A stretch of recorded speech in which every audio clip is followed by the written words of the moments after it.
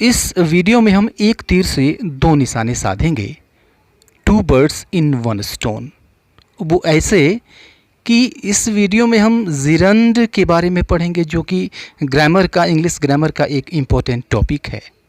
और दूसरा, spoken English में जिरंड का हम कैसे यूज़ करते हैं, किस तरह से यूज़ करते हैं, क्या क्या अर्थ ये देता है, इस चीज़ को भी हम सीखेंगे। राइट। तो पहले तो हम ये जान लेते हैं कि जिरंड होता क्या है। जो वर्ब की आईएनजी फॉर्म होती है, आप जानते हैं वर्ब की एक आईएनजी फॉर्म होती है जिसको हम फिफ्थ फॉर्म भी कहते हैं, बहुत सारे लोग कहते हैं फिफ्थ फॉर्म। राइट। तो वर्ब की आईएनजी फॉर्म को हम जिरंड कहते हैं। आप कहेंगे कि वर्ब की आईएनजी फॉर्म को तो हम प्रेजेंट पार्टिसिपल कहते हैं। हाँ, ये दोनों कहते हैं।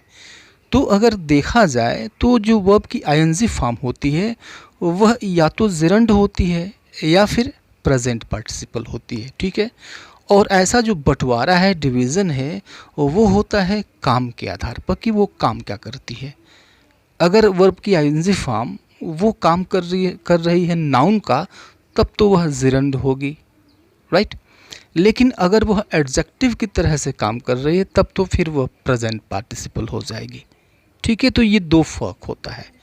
तो हम जिरंड के बारे में पढ़ेंगे, देखेंगे किस तरह से स्पोकन इंग्लिश में इसका हम यूज़ कर सकते। तो जिरंड एक नाउन की तरह से काम करता है, क्योंकि बनता है वर्ब से और काम करता है नाउन का, तो इसको हम वर्बल नाउन भी कहते हैं। ठीक है। तो नाउन का काम क्या है? नाउन का जो पहला काम है, हम शुरू करते हैं यहाँ से।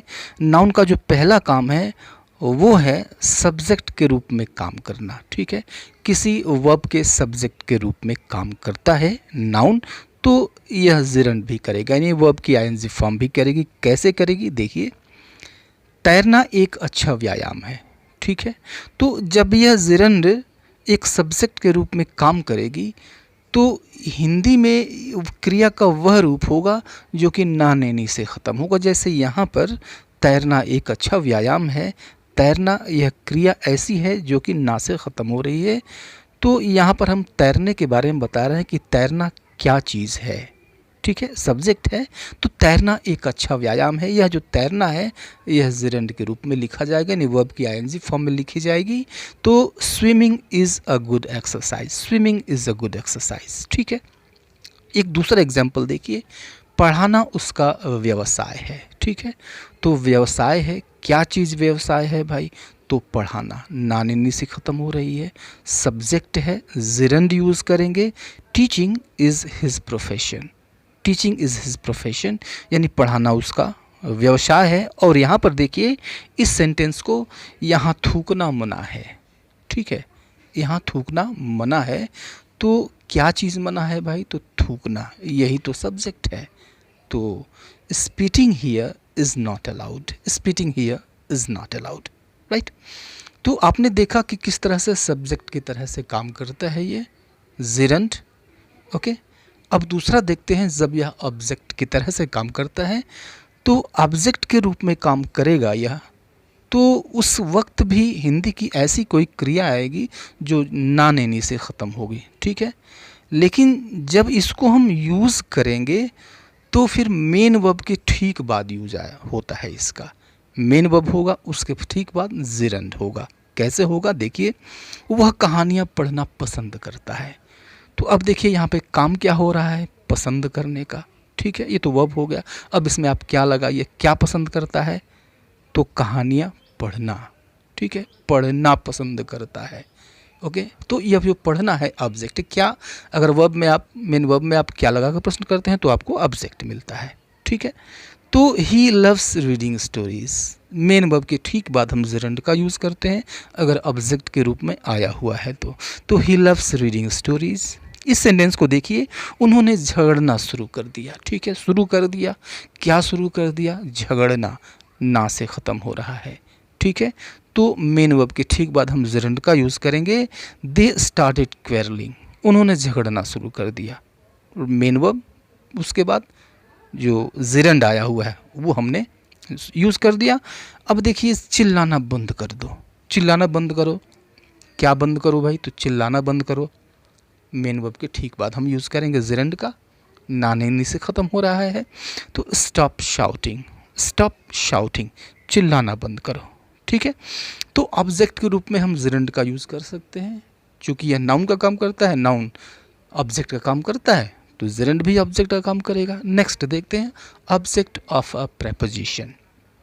ठीक है, तो अब वहाँ पर पीछे आपने देखा वर्ब के ऑब्जेक्ट की तरह इसने काम किया। अब यहाँ पे प्रेपोजिशन के ऑब्जेक्ट के रूप में काम करेगा। ठीक है, यानी कोई प्रेपोजिशन आएगा और फिर उसके बाद से जिरंड आएगा।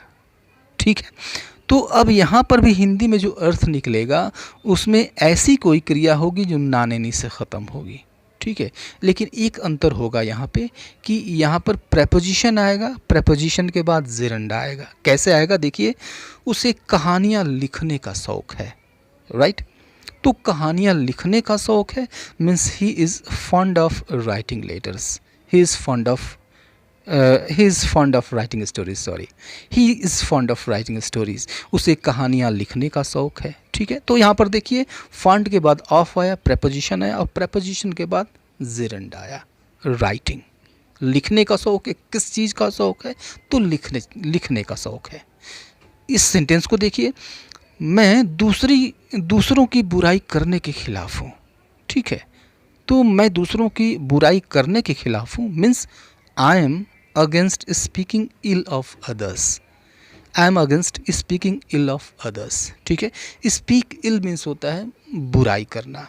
तो अब यहाँ पर देखिए, यहाँ पे अगेंस्ट एक प्रेपोजिशन है और इस प्रेपोजिशन के ठीक बाद जिरंड आया। तो किस चीज़ के खिलाफ हूँ भाई? तो दूसरों की बुराई के खिलाफ हूँ, बुराई के बारे में बात करने के खिलाफ हूँ। तो स्पीकिंग, बात करने के, कहने के, बोलने के खिलाफ हूँ, राइट। इस सेंटेंस को देखिए, मुझे अंधेरे में जाने से डर लगता है।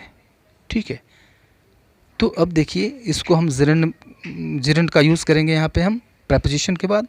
I am afraid of going in the dark, I am afraid of going in the dark, यानी मुझे अंधेरे में जाने से डर लगता है।